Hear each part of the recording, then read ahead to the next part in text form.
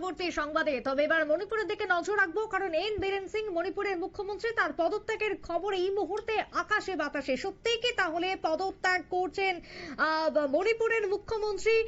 সূত্র কি বলছে? টেলিফোন লাইনে রয়েছেন প্রতিনিধি সম্রাট চৌধুরী। সম্রাট, মণিপুর এখনো পর্যন্ত অশান্ত, তার মধ্যেই কি তাহলে মুখ্যমন্ত্রীর পদত্যাগ? কি মনে হয় এখনো পর্যন্ত কি জানতে পারছো?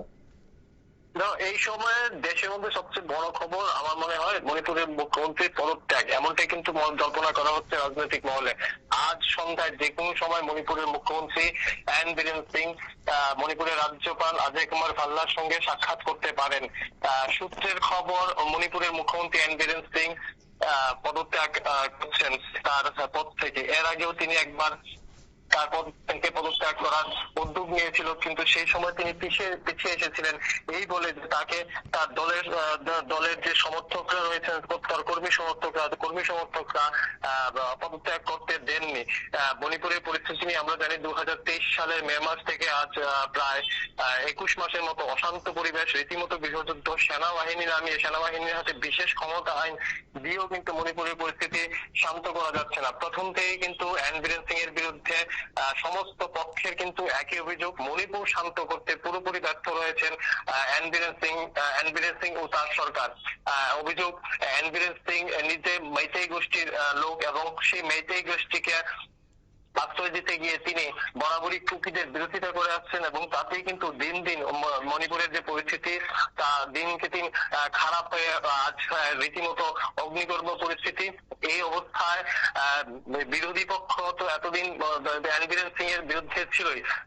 গত কয়েক সপ্তাহে তাদের মণিপুরের যে রাজনৈতিক পরিস্থিতি, সেখানে কিন্তু বিজেপির যে বিধায়করা রয়েছেন, বেশ কয়েকজন বিধায়ক রয়েছে, সংখ্যাটা 8 থেকে 11 হতে পারে, সেরকম একটা ভালো সংখ্যক বিজেপির বিধায়করা এখন বীরেন সিং এর বিরুদ্ধে চলে যায়।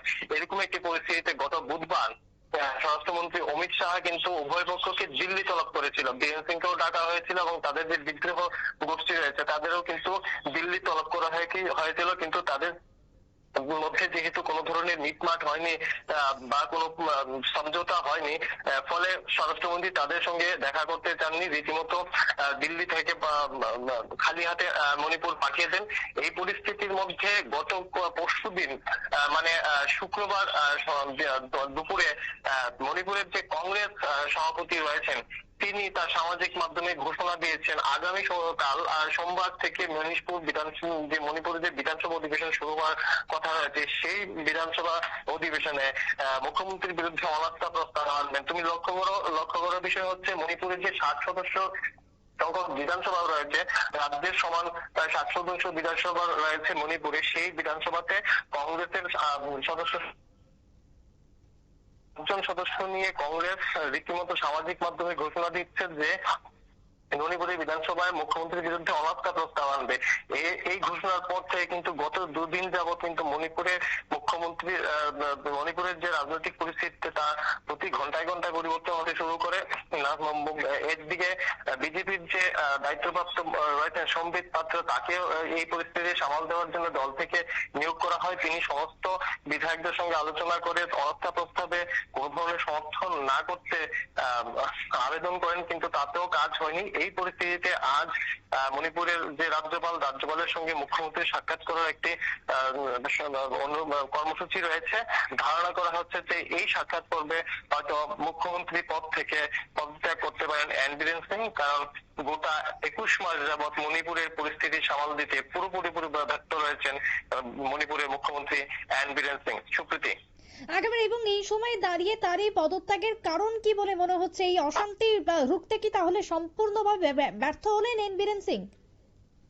একদম, মণিপুরের মুখ্যমন্ত্রী পদত্যাগের একটাই কারণ, যেটা তিনি আগেও করেছিলেন, তার বিরুদ্ধে পদত্যাগের দাবি কিন্তু আজ নতুন নয়, দীর্ঘদিন পুরনো। এই পরিস্থিতি শুরু থেকেই কিন্তু মণিপুরের মুখ্যমন্ত্রীর বিরুদ্ধে তার ব্যর্থতার অভিযোগ তুলে পদত্যাগের দাবি উঠে আসছিল বিভিন্ন মহল থেকে। শেষ পর্যন্ত যখন তার দলের পক্ষে তার বিরুদ্ধে এই দাবি উঠতে শুরু করে, হয়তো এই কারণেই শেষ পর্যন্ত তিনি বাধ্য হয়ে আজ সন্ধ্যায় হয়তো তিনি পদত্যাগ করবেন। তার বিরুদ্ধে একটাই অভিযোগ যে তিনি মণিপুরের পরিস্থিতি সামাল দিতে পুরোপুরি ব্যর্থ রয়েছেন। অন্যদিকে যাদের হয়ে তিনি মণিপুরের প্রশাসনকে পরিচালনা করছেন, সেই মেইতেই গোষ্ঠীও কিন্তু বর্তমানে এন বীরেন সিং এর বিরুদ্ধে ক্ষুব্ধ। মেইতেই গোষ্ঠীর সরাসরি অভিযোগ, মেইতেই গোষ্ঠী এই অভিযোগে দিল্লিতে বেশ কয়েকটি সংগঠন মেইতেই গোষ্ঠী তারা কিন্তু ধর্ণা প্রদর্শন করেছেন, স্বরাষ্ট্রমন্ত্রীর কাছে চিঠি দিয়েছেন যে মণিপুরের মেইতেই গোষ্ঠীর যে নিরাপত্তা, তার নিরাপত্তা সুনিশ্চিত করতে পুরোপুরি ভাবে ব্যর্থ রয়েছেন এন বীরেন সিং। সুপ্রীতি, সম্রাট, যদি বীরেন সিং যদি রেজিগনেশন দিয়েই দেয়, যদি পদত্যাগ করে, তাহলে সেই জায়গাতে দাঁড়িয়ে মণিপুরের কি হতে চলেছে আগামী দিনে? তাহলে কি রাষ্ট্রপতি শাসন জারি হবে? কি মনে হয় মণিপুরে কি হতে চলেছে? রাষ্ট্রপতি শাসনই কি তাহলে জারি হবে? দেখো, বিষয়টি সাংবিধানিক। মুখ্যমন্ত্রী পদত্যাগের পর সরাসরি রাষ্ট্রপতি শাসনের দিকে যাবে নাকি তত্ত্বাবধায়ক সরকারের মাধ্যমে পুনরায় নির্বাচনের ডাক দেওয়া হবে, সেটি এখনো সুকৃতি। একটি তাজা খবর এক্ষুনি আমরা একটি সূত্রে খবর পেয়েছি যে মণিপুরের মুখ্যমন্ত্রী এন বীরেন সিং তার পদ থেকে কিন্তু পদত্যাগ করেছেন। তিনি রাজ্যপাল অজয় কুমার ভাল্লার সঙ্গে দেখা করে কিছুক্ষণ আগেই তার পদত্যাগ পত্র জমা করেছেন, পদত্যাগ পত্র গ্রহণ করেছেন অজয় কুমার ভাল্লা। সুপ্রীতি, একেবারে আরো একবার জানিয়ে রাখবো, মণিপুরের মুখ্যমন্ত্রী এন বীরেন সিং পদত্যাগ করলেন, রাজ্যপালের কাছে তার পদত্যাগ পত্র জমা করলেন বীরেন সিং। আজকেই যেটা আমরা এতক্ষণ ধরে জানাচ্ছিলাম যে পদত্যাগ করতে পারেন, সূত্র যেটা বলছিল, তবে এই মুহূর্তে দাঁড়িয়ে যেটা খবর, সব থেকে বড় খবর, রাজ্যপালের কাছে পদত্যাগ, নিজের ইস্তফা পত্র, পদত্যাগ পত্র দিলেন এন বীরেন সিং। মণিপুরের দিকে আমরা নজর রাখছিলাম, যেখানে বীরেন সিং এর পদত্যাগ এই মুহূর্তে দাঁড়িয়ে তিনি ইতিমধ্যে পদত্যাগ করেছেন। দীর্ঘদিন ধরে চলে আসা মণিপুরে যে অশান্তি, সেই অশান্তি রুখতে তাহলে সম্পূর্ণভাবেই কি ব্যর্থ হলো এন বীরেন সিং? তার কারণেই কি পদত্যাগ? যদিও বিভিন্ন রকমের প্রশ্ন উঠে আসছিল, অবশেষে পদত্যাগ করলেন। যে জল্পনা বাড়ছিল, সেই জল্পনারই অবসান ঘটলো, তিনি পদত্যাগ করেছেন। রাজ্যপালের কাছে তিনি পদত্যাগ পত্র দিয়েছেন। সম্রাট, তুমি যেমনটা বলছিলে, এই মুহূর্তে আর কি কি আপডেট রয়েছে তোমার কাছে? দেখো, এখন মণিপুরের যে পরিস্থিতি, তাহলে দুই দিকে যাওয়ার সম্ভাবনা রয়েছে। এক, মণিপুরের রাষ্ট্রপতি শাসন জারি করে দেওয়া। দুই, মণিপুরের দায়িত্ব তত্ত্বাবধায়ক সরকার তত্ত্বাবধায়ক পরিচালনার দায়িত্ব আপাতত এন বীরেন সিং এর কাছে রেখে অতি শীঘ্র নির্বাচন ডাকা এবং পুনরায় নির্বাচন সংগঠিত করা। তবে আমি দ্বিতীয় যে বিষয়টি বলছি, সেটির সম্ভাবনা খুব কম, কারণ মণিপুরের যে বর্তমান পরিস্থিতি, তাতে কোনো অবস্থাতেই কিন্তু মণিপুরে নির্বাচন করানোর কথা সায় দেবেন না নির্বাচন কমিশন। একটা অগ্নিগর্ভ পরিস্থিতি, মানুষের সাধারণ জীবনযাপন এখানে কষ্টসাধ্য হয়ে উঠছে, প্রত্যেক ঘরে ঘরে ছেলেদের হাতে বন্দুক উঠে এসছে। এই পরিস্থিতি নির্বাচন, একটি নিরপেক্ষ নির্বাচন কোনোভাবেই সম্ভব নয়। হয়তো এই দ্বিতীয় পদ্ধতিতে না গিয়ে আপাতত মণিপুরে কিন্তু রাষ্ট্রপতি শাসনের সম্ভাবনা অনেক বেশি। অন্য একটি বিষয় হচ্ছে, মণিপুরে সম্প্রতি বেশ কিছুদিন আগে কিন্তু তাদের যে রাজ্যপাল বদল করে নতুন রাজ্যপাল হিসেবে অজয় কুমার ভাল্লাকে দায়িত্ব দেওয়া হয়েছে। তুখুর একজন আইএএস আধিকারিক, যিনি স্বরাষ্ট্র দপ্তর থেকে শুরু করে বিভিন্ন নিরাপত্তা, বড় বড় নিরাপত্তা আধিকারিকের দায়িত্ব পালন করেছেন। স্বরাষ্ট্রমন্ত্রী অমিত শাহের খুব কাছের লোক। দুজনের মধ্যে যথেষ্ট বোঝাপড়া রয়েছে। যখন অজয় কুমার ভাল্লাকে মণিপুরের মুখ্যমন্ত্রী পদত্যাগ করলেন, এই পদত্যাগের মধ্যে কি মণিপুর আদৌ শান্তি হবে, বা শান্তি কি ফিরিয়ে আনা যাবে মণিপুরে এই পদত্যাগের মধ্য দিয়ে? কি মনে হয় তোমার? দেখো, আপাতত মণিপুরের যে ধরনের দাবি সাধারণের মধ্যে উঠে আসছে, নিশ্চয়ই মণিপুরের এই মুখ্যমন্ত্রী পদত্যাগের পর হয়তো কিছুটা পরিস্থিতি প্রশমিত হবে, একেবারে শান্ত হবে। এই দায়িত্ব নিয়ে এটা এখনই বলার সময় হয়নি, কারণ সাধারণ মানুষের যে ক্ষোভ, সেটা যখন অস্ত্রের মাধ্যমে প্রকাশ পায়, তখন পরিস্থিতি কিন্তু বিভিন্ন যথেষ্ট জটিল হয়ে ওঠে। এখন কিন্তু মানুষ যতক্ষণ রাস্তায় নেমে বিক্ষোভ করে তাদের ক্ষোভ জানিয়ে থাকে, ততক্ষণ পর্যন্ত বিষয়টা নিরুত্তর। যখন বন্দুকের মাধ্যমে সাধারণ মানুষ তাদের ক্ষোভ জানাতে শুরু করে, তখন বিষয়টা কিন্তু নিয়ন্ত্রণের বাইরে চলে যায়। তো এই পরিস্থিতিতে মণিপুর কতটা শান্ত হবে, সেটা এখনো সময়ের অপেক্ষা রয়েছে। কিন্তু মণিপুরের পরিস্থিতি কিছুটা হলেও প্রশমিত হবে, কারণ সবারই কিন্তু একটা ক্ষোভ রয়েছে এন বীরেন সিং এর প্রতি। আর এই জায়গায় দাঁড়িয়ে আমার মানে যে বিশ্লেষণ, তা হচ্ছে মণিপুরে হয়তো নির্বাচন আপাতত অনুষ্ঠিত হচ্ছে না, সেই জায়গায় হয়তো মণিপুরে রাষ্ট্রপতি শাসন জারি করবেন। কারণ যিনি রাজ্যপাল রয়েছে, রাষ্ট্রপতি শাসন জারি হলে যিনি তার রাজ্যের দায়িত্ব থাকবেন, প্রধানের দায়িত্ব থাকবেন, সেই রাজ্যপালকে কিন্তু কিছুদিন আগে নতুন করে নিয়োগ করেছে স্বরাষ্ট্র দপ্তর, যিনি অমিত শাহ যথেষ্ট কাছের লোক। দুজনের মধ্যে যথেষ্ট ভালো বোঝাপড়া রয়েছে, সেই সময় থেকে কিন্তু ধারণা করা হচ্ছিল হয়তো মণিপুরে রাষ্ট্রপতির শাসনের দিকে এগিয়ে যাচ্ছে কেন্দ্র সরাসরি ভাবে রাষ্ট্রপতি শাসন দিতে রাজি হয়নি, কারণ সেক্ষেত্রে হয়তো স্বরাষ্ট্র দপ্তরের বিরুদ্ধে রাজনৈতিক মহল থেকে আঙ্গুল উঠতো, এবার ঘুরিয়ে কিন্তু মণিপুরে রাষ্ট্রপতি শাসনের ব্যবস্থা করা হচ্ছে, হয়তো আগামীকাল থেকেই হয়তো মণিপুরে রাষ্ট্রপতি শাসন জারি হয়ে যাবে। সুপ্রীতি, একেবারে তাই, ধন্যবাদ তোমায় সম্রাট। অর্থাৎ এই মুহূর্তে দাঁড়িয়ে সব থেকে বড় খবর আরো একবার জানিয়ে রাখবো, মণিপুরের মুখ্যমন্ত্রী পদত্যাগ করলেন। এন বীরেন সিং তিনি পদত্যাগ করেছেন, তার যে কুর্সি সেই কুর্সি তিনি ছাড়লেন ইতিমধ্যেই। রাজ্যপালের কাছে তার যে পদত্যাগ বা যে ইস্তফা সেই ইস্তফা পত্র তুলে দিয়ে এলেন এন বীরেন সিং। তাহলে কি চাপ, এই যে চাপ দীর্ঘদিন ধরে চলে আসা অশান্তি, সেই অশান্তিকে কোনো রকম ভাবে শান্ত করতে না পারার জন্যই কি পদত্যাগ? তাহলে কি মণিপুরের রাষ্ট্রপতি শাসন? একাধিক প্রশ্ন। টেলিফোন লাইনে আমাদের জুড়ে গেছেন অপর প্রতিনিধির সাথে আমরা যোগাযোগ করে নেওয়ার চেষ্টা করব। তবে এই মুহূর্তে দাঁড়িয়ে মণিপুরের দিকে নজর রয়েছে। মণিপুরের মুখ্যমন্ত্রী পদত্যাগ করলেন। দীর্ঘদিন ধরে চলে আসা মেইতি এবং কুকি এই যে গোষ্ঠী দ্বন্দ্ব, সেই গোষ্ঠী দ্বন্দ্বের জেরেই কি তাহলে তার এই পদত্যাগ? রাষ্ট্রপতি শাসন কি তাহলে মণিপুরে জারি হচ্ছে? সুমন্ত, এই মুহূর্তে দাঁড়িয়ে সব থেকে বড় খবর যেটা মণিপুরের মুখ্যমন্ত্রীর পদত্যাগ, কি জানতে পারছো? কেন পদত্যাগ করলেন তিনি? দেখো সুপ্রীতি, এই মুহূর্তে বড় খবর, 8জন বিধায়ককে নিয়ে কিছুক্ষণ আগেই রাজ্যপালের কাছে গিয়ে নিজের পদত্যাগ পত্র তুলে দিয়েছেন মুখ্যমন্ত্রী এন বীরেন সিং। মণিপুরের মুখ্যমন্ত্রী কিছুক্ষণ আগেই এই পদত্যাগ পত্র তুলে দিয়েছেন, যেটা সব থেকে বড় খবর এই মুহূর্তে। দীর্ঘদিন ধরে আমরা জানি মণিপুরে একটা অচলাবস্থা তৈরি হয়েছিল এবং যেভাবে বিভিন্ন ভাবে বিরোধীরা ক্রমাগত আক্রমণ করে যাচ্ছিলেন বিজেপি শাসিত এই রাজ্যকে, সেই জায়গায় আজ এই পদত্যাগ মুখ্যমন্ত্রী এন বীরেন সিং এর, যেটা কিন্তু দীর্ঘদিনের দাবি ছিল। সব থেকে বড় ব্যাপার যে গতকালই কিন্তু তার ওপর অনাস্থা এনেছিলেন তারই সরকারের মন্ত্রীরা, এবং আমরা দেখেছিলাম গতকাল 4জন মন্ত্রী কিন্তু দিল্লিতে গেছিলেন, সেখানে গিয়ে তারা কিন্তু স্বরাষ্ট্রমন্ত্রী অমিত শাহের সঙ্গে বৈঠক করেছিলেন বলেই খবর। এবং তারপর আমরা দেখতে পেলাম আজ কিছুক্ষণ আগেই, যেটা কিছুক্ষণ মানে বিকেলের পর থেকেই কিন্তু একটা জল্পনা ঘনীভূত হয়েছিল। সেখানে আমরা দেখতে পারলাম যে 8জন মন্ত্রী এবং বিধায়ককে নিয়ে তিনি এন বীরেন সিং গেছিলেন রাষ্ট্রপতির কাছে, সেখানেই তিনি পদত্যাগ পত্র তুলে দেন। এবং এবার কি হবে মণিপুরে, এবার কি হবে রাষ্ট্রপতি শাসনের দিকে এগোচ্ছে, সেটাই কিন্তু এখন বড় প্রশ্ন। তবে এখনো পর্যন্ত যেটা জানা যাচ্ছে মণিপুরের বিভিন্ন সংবাদ মাধ্যম সূত্রে, যে সেখানে কিন্তু রাষ্ট্রপতি শাসন জারি হতে দেওয়া হবে না, সেক্ষেত্রে অন্য কোনো পদক্ষেপ করতে পারেন রাজ্যপাল। সুতরাং সেই দিকে আমাদের নজর থাকবে। তবে এই মুহূর্তে যেটা সব থেকে বড় খবর, 8জন বিধায়ককে সঙ্গে নিয়ে পদত্যাগ পত্র রাজ্যপালের হাতে তুলে দিলেন মুখ্যমন্ত্রী এন বীরেন সিং। সুমন্ত, পদত্যাগের মধ্য দিয়ে কি মনে হয় মণিপুরে কি আদৌ শান্তি ফিরবে? যে গোষ্ঠী দ্বন্দ্ব শুরু হয়ে গেছে আজকে প্রায় 2 বছরের কাছাকাছি, এখনো পর্যন্ত শান্ত হয়নি উত্তর পূর্বের এই রাজ্য, এবার কি তাহলে শান্তি ফিরবে? দেখো, শান্তি ফেরানোর জন্য কিন্তু গত কয়েকদিন আগেই আমরা জানি যে স্বরাষ্ট্রমন্ত্রী অমিত শাহ সেখানে কিন্তু বেশ কিছু ফোর্স পাঠিয়েছিলেন বিষয়টাকে, সেখানকার যে পরিস্থিতি যেভাবে উত্তপ্ত হয়ে উঠেছিল সেই বার্তা বারবার করে দেওয়া হয়েছিল। তবে এই ব্যাপারে কিন্তু প্রধানমন্ত্রী সেখানে যাননি, সেটা নিয়ে কিন্তু দীর্ঘদিন ধরে কংগ্রেস সহ বিভিন্ন বিরোধী দলগুলো ক্রমাগত আক্রমণ করে এসেছে বিজেপিকে।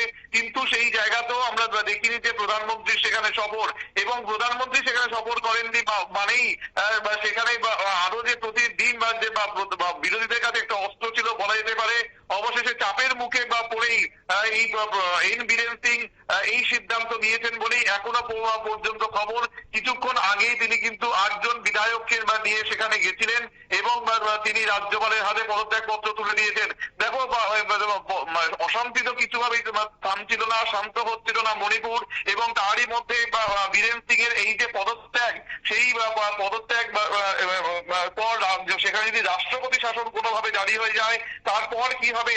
কারণ এখনো পর্যন্ত কিন্তু সেখানকার যে পরিস্থিতি সেটা কিন্তু শান্ত হয়নি। তবে মুখ্যমন্ত্রী পদত্যাগের পর সেখানে যে অশান্তি চলছিল, তারা যদি বিক্ষোভকারীরা যদি সেখান থেকে এই তাদের যে কর্মসূচি, তাদের যে বিক্ষোভ কর্মসূচি এগুলো যদি তুলে নেয়, তাহলে সেটা কিন্তু বিজেপির কাছে মানে অন্য ধরনের মানে রাজনৈতিক মহলের কাছে সমাজের কাছে একটা অন্য বার্তা যাবে সেটা হয়তো বুঝে গেছেন, এবং বিজেপির তরফে ওপর একটা যে আলাদা করে চাপ ছিল, বিশেষ করে এন বীরেন সিং যেভাবে যে এই যে সিচুয়েশনকে যে হ্যান্ডেল করতে একেবারেই যে ব্যর্থ, সেইটা কিন্তু ক্রমাগত চাপ তৈরি করছিল অমিত শাহ এবং নরেন্দ্র মোদীর ওপর। সুতরাং সেখান থেকে বাঁচার জন্যই যে মুখ্যমন্ত্রী এন বীরেন সিং আজ পদত্যাগ করলেন, সেটাই কিন্তু এখনো পর্যন্ত রাজনৈতিক মহলের একাংশ মনে করছে।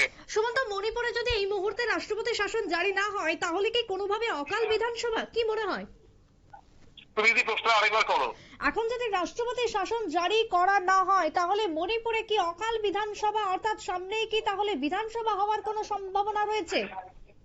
দেখো, এখনো এই বিষয়টায় কিন্তু কোনো আপডেট নেই, কারণ তোমাকে আমি জানিয়ে রাখতে চাইবো যেটা জানা যাচ্ছে একেবারে মণিপুরের যে বিভিন্ন সংবাদ মাধ্যমগুলো রয়েছে সেখান থেকে আমরা যেটা জানতে পারছি তা হলো যে সেখানে কোনো রকম ভাবেই মানে রাষ্ট্রপতি শাসন জারি হতে দেওয়া হবে না, এমনটাই কিন্তু জানা যাচ্ছে। সেক্ষেত্রে রাজ্যপাল নতুন অন্য কোনো অল্টারনেট পদক্ষেপ ঘোষণা করতে পারেন। সুতরাং আর কিছুক্ষণ হয়তো আমাদের অপেক্ষা করতে হবে, আর তারপরেই হয়তো এই বিষয়ে আমরা আরো বিস্তারিত তথ্য পাবো এবং যেটা আমরা দর্শকদের সামনে তুলে ধরতে পারবো।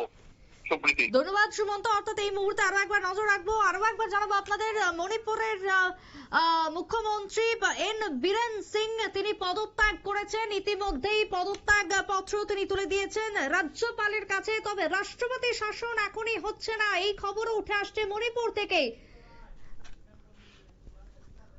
ইতিমধ্যেই পদত্যাগ করেছেন মণিপুরের মুখ্যমন্ত্রী, আরো একবার জানিয়ে রাখবো, এবং তার পদত্যাগ পত্র তিনি দিয়ে এলেন রাজ্যপালের কাছে। টেলিফোন লাইনে রয়ে গেছেন এই মুহূর্তে প্রদীপ্ত রয়। প্রদীপ্ত বাবু, এই যে মণিপুরের মুখ্যমন্ত্রীর পদত্যাগ, কিছুক্ষণ আগে রাজ্যপালের কাছে পদত্যাগ পত্র তিনি তুলে দিলেন, কি হবে এবার আগামী দিনে মণিপুরে? তাহলে কি রাষ্ট্রপতি শাসনের দিকে এগোচ্ছে এই রাজ্য? আসলে যে সংখ্যাগরিষ্ঠতার রাজনীতি বিজেপি করে থাকেন তার অংশ হিসেবেই বীরেন সিং এর এতদিন পদত্যাগ করা হয়নি। কারণ বীরেন সিং যে মাইতি সম্প্রদায়ের প্রতিনিধিত্ব করেন, সেই মাইতিরা যেহেতু মণিপুরের সংখ্যাগরিষ্ঠ, ফলে দীর্ঘদিন সময়ে বীরেন সিংকে রেখে দেওয়া হয়েছিল মন্ত্রী হিসেবে, কিন্তু তার পদত্যাগের দাবি জোরালো হচ্ছিল সারা মণিপুর জুড়েই। কিন্তু এরপরেও ওনাকে রেখে দেওয়া হয়েছে, এবং কুকি এবং মণিপুরীদের যে আসল যেটা চলছিল সংঘর্ষ, সেটা কিন্তু কখনোই থামেনি। এবং দেখা গেছে গত লোকসভা ইলেকশনেও দেখা গেছে যে অ্যাকচুয়ালি মৈতি অধ্যুষিত এবং কুকি অধ্যুষিত যে দুটি কেন্দ্র আছে, লোকসভা কেন্দ্র, দুটোতেই দেখা গেছে যে আসলে বিজেপিকে হারতে হয়েছে। অর্থাৎ সমর্থন দু তরফ থেকেই আস্তে আস্তে চলে গেছিল। মৈতিদের মধ্যেও অ্যাকচুয়ালি বিরূপ মনোভাব তৈরি হয়েছিল, কারণ সংঘর্ষ কোনো সম্প্রদায় চায় না, সবাই শান্তিপ্রিয়, এবং সেই শান্তি রক্ষার্থে বীরেন সিং ব্যর্থ হয়েছিলেন। ফলে আজকে এই যে পদত্যাগ সেটা অবধারিত ছিল, অনেকটা দেরিতে হলেও সেই ঘটনাটা ঘটেছে। প্রদীপ্ত বাবু, এর পরের কি হবে মণিপুরে? এর পরে কি তাহলে শান্তি ফিরবে উত্তর পূর্বের এই রাজ্যে? শান্তি ফিরবে কিনা সেটা বলা বেশ কঠিন, এখনো শান্তি ফেরার মতো পরিস্থিতি আছে কিনা সেটা বলা খুব কঠিন। নতুন রাষ্ট্রপতি শাসন হবার সম্ভাবনা কম, হয়তো নতুন মুখ্যমন্ত্রী হবেন, এবং সেই নতুন মুখ্যমন্ত্রী মণিপুরে শান্তি ফেরাতে পারবেন কিনা সেটা একটা প্রশ্ন চিহ্ন তো আছেই। কারণ মণিপুরের মূল যে সমস্যা, সেই সমস্যা নিরসন হওয়ার যে শর্তগুলো আছে, সেগুলো শর্তগুলো কিন্তু পূরণ করা হয়নি। অর্থাৎ কুকিদের যে ল্যান্ড আছে, যে জনজাতি অধ্যুষিত যে অঞ্চল আছে মণিপুরে, সেখানকার যে ল্যান্ড আছে, সেই ল্যান্ডে যে অর্থনৈতিক ভাবে যে উৎপাদন গুলো হয়, বিশেষ করে যে এই ধরনের নার্কোটিক যে উৎপাদন আছে, সেগুলির জমির মালিক হচ্ছে কুকিরা, কিন্তু সেই ব্যবসাটা নিয়ন্ত্রণ করে মৈতেইরা। এই জায়গা থেকে কিন্তু আসলে কনফ্লিক্টের শুরু হয়েছিল। তারপর আরো নানা রকম জটিলতা আছে, সেটার কিন্তু অবসান এখন পর্যন্ত হয়নি। সেটা অবসান না হওয়া পর্যন্ত মণিপুরের সংকট মিটবে কিনা সন্দেহ আছে। তবুও তার চেষ্টা করা হচ্ছে। বীরেন সিংকে দিয়ে যে আসলে কাজটা হবে না, আর সে ব্যাপারে যখন কেন্দ্র বুঝে গেছে, তখন তার এই পদত্যাগ অবধারিত হয়েছে। এখন সে রাষ্ট্রপতি শাসনের দিকে যাবে কিনা সেটা বলা মুশকিল, নতুন মন্ত্রী হতে পারে, কিন্তু মণিপুরের যে বর্তমান সমস্যা মেটার যে শর্তগুলো আছে, সেগুলো কিন্তু এখনো পূরণ করা হয়নি। নতুন করে কি কোনো নির্বাচন তাহলে আমরা দেখতে পাবো মণিপুরে?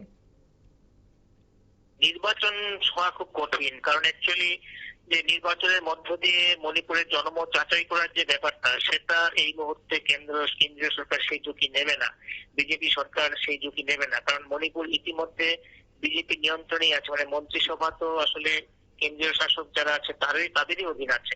ফলে এই জায়গা থেকে নতুন করে একটা নির্বাচন ডেকে নিয়ে এসে কোনো বিরূপ অবস্থা তৈরি করার দিকে যাওয়ার সম্ভাবনা কম। বর্তমান যে বিধানসভা আছে সেই বিধানসভা অটুট রেখেই কিছু করা যায় কিনা সেদিকেই যাওয়ার সম্ভাবনা বেশি। এই মুহূর্তে সরকারের পক্ষ থেকে কি কি পদক্ষেপ নিলে এই দুই গোষ্ঠীর মধ্যে যে রয়েছে যে সমস্যা, সেই সমস্যা মিটবে বলে আপনার মনে হয়? মণিপুরের অর্থনীতি এখন নিয়ন্ত্রণ করছে একটি ড্রাগ মাফিয়ারা। সেটা পরিষ্কার বুঝতে হবে যে বর্তমানে মণিপুরের যে মূল অর্থনীতি সেটা নিয়ন্ত্রণ করছে ড্রাগ মাফিয়ারা। যে ড্রাগের যে ত্রিভুজটা আছে নাগাল্যান্ড, মণিপুর এবং মায়ানমার নিয়ে, সেটা হচ্ছে একটা নিয়ন্ত্রণ চলছে। সেই নিয়ন্ত্রণটা কার হাতে থাকে তার উপর নির্ভর করছে যে সংঘর্ষের অবসান কবে হবে। এবং সেই যে ড্রাগ চক্র তার মধ্যে কিন্তু রাজনৈতিক নেতৃত্ব যুক্ত আছে, আরো সমাজের বিভিন্ন প্রভাবশালী নেতৃত্ব যুক্ত আছে। ফলে সেই জায়গা থেকে এই ব্যাপারটাকে নিরসন করা কিন্তু বেশ জটিল। এথনিক ভায়োলেন্সের কতগুলি অর্থনৈতিক উৎস থাকে। এই অর্থনৈতিক উৎসগুলি যদি আমরা মাথায় রাখি তাহলে বুঝবো যে আসলে শুধুমাত্র জাতিগত সেন্টিমেন্ট দিয়ে পুরো বিষয়টাকে হিসেব করা যায় না। কারণ সাধারণ মানুষ অত জাতিগত সেন্টিমেন্ট বোঝে না। সাধারণ কুকি সম্প্রদায় বা সাধারণ মেয়েটি সম্প্রদায় যারা আছে, খেটে খাওয়া মানুষ যারা আছে, তারা কিন্তু উপরতলার এই সমস্ত ঝামেলাগুলি বোঝে না। তারা মূলত শান্তিপ্রিয়। কিন্তু আজকে এথনিক ভায়োলেন্সটা এরকম ভাবে তীব্রভাবে দেখা গিয়েছে যে সবাই তাতে যুক্ত হয়ে গেছে, জড়িত হয়ে গেছে। এবং সেই জায়গা থেকে বের করে নিয়ে আসার জন্য, মণিপুরে শান্তিপূর্ণ কোনো সমাধানের জন্য যে সর্বদলীয় চিন্তা এবং সমস্ত সম্প্রদায়কে নিয়ে যে চিন্তা, সেই চিন্তা বা সেই বৈঠক বা সেই আয়োজন কিন্তু এখনো পর্যন্ত আমরা সেভাবে দেখতে পাচ্ছি না। সেটা যদি করা হয় এবং যদি একটা শান্তিপূর্ণ সুষ্ঠু অর্থনৈতিক সমাধান মণিপুরের করা হয় এবং সামাজিক সমাধান করা হয়, তাহলেই মণিপুরের ভায়োলেন্স শেষ হতে পারে বা আপাতভাবে তার একটা সমাপ্তি হতে পারে। বেশ, প্রদীপ্ত বাবু, অনেক ধন্যবাদ আপনাকে টেলিফোন লাইনে থাকার জন্য। ধন্যবাদ। আমাদের সাথে ছিলেন বিজ্ঞান কর্মী প্রদীপ রায়। তবে এই মুহূর্তে দাঁড়িয়ে যেটা সব থেকে বড় খবর, যে মণিপুরের মুখ্যমন্ত্রী পদত্যাগ করেছেন, এন বীরেন সিং পদত্যাগ করেছেন। তবে মণিপুরে শান্তি ফিরবে তখনই যখন মণিপুরের এই যে অর্থনৈতিক এবং তার সাথে সামাজিক ভাবে মণিপুরকে যদি কন্ট্রোল করা যায়, তাহলেই সেই রাজ্যে শান্তি ফেরানো সম্ভব, নতুবা নয়। অতএব এই মুহূর্তে দাঁড়িয়ে রাষ্ট্রপতি শাসন আদৌ হবে কি হবে না সে নিয়েও তৈরি হয়েছে একাধিক জটিলতা। তবে কোন মহল দাবি করছেন যে হয়তো এখনই রাষ্ট্রপতি শাসন নয়, নতুন কোন মুখ্যমন্ত্রীর মুখ আনতে পারে কেন্দ্র, এবং সেই মুখ্যমন্ত্রী এখন আদৌ এই সমস্যা সমাধান করতে পারে কিনা সেটাই রাখার। কারণ এন বীরেন সিং ইতিমধ্যে ব্যর্থ হয়েছে মণিপুরে শান্তি ফেরাতে, যার কারণে গত প্রায় 2 বছর ধরে অশান্তি ক্রমাগত বেড়েছে, তবু কমেনি। আজকের দিনে দাঁড়িয়ে মণিপুরের মুখ্যমন্ত্রীর পদত্যাগ এই মুহূর্তের সব থেকে বড় খবর। রাজ্যপালের কাছে গিয়ে তিনি পদত্যাগ পত্র পেশ করে এলেন। ছোট্ট একটা বিরতির পর ফিরে আসছে, সঙ্গে থাকুন।